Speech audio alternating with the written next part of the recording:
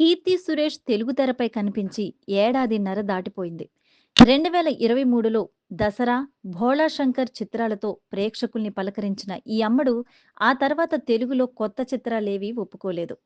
ఆ మధ్య కొన్ని అగ్రతారల సినిమాల విషయంలో కీర్తి పేరు వినిపించినప్పటికీ ఏవీ కార్యరూపంలోకి రాలేదు.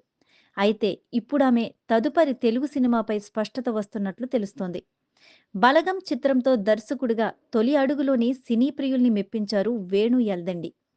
ఆయన తదుపరి సినిమాగా 'నితిన్‌తో' ఎల్లమ్మ పట్టాలెక్కిస్తున్న సంగతి తెలిసిందే.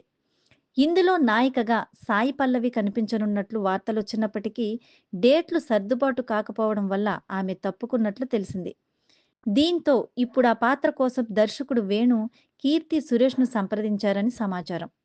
ప్రస్తుతం ఈ చిత్ర విషయమై చర్చలు కొనసాగుతున్నాయని, కీర్తికి ఇప్పటికే కథ వినిపించారని, త్వరలోనే ఆమె నుంచి సానుకూల స్పందన వచ్చే అవకాశముందని సినీ వర్గాల్లో వార్తలు వినిపిస్తున్నాయి.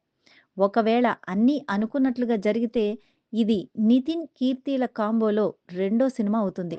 గతంలో వీళ్ళిద్దరూ 'రంగ్ దే'లో జంటగా నటించి మెప్పించారు.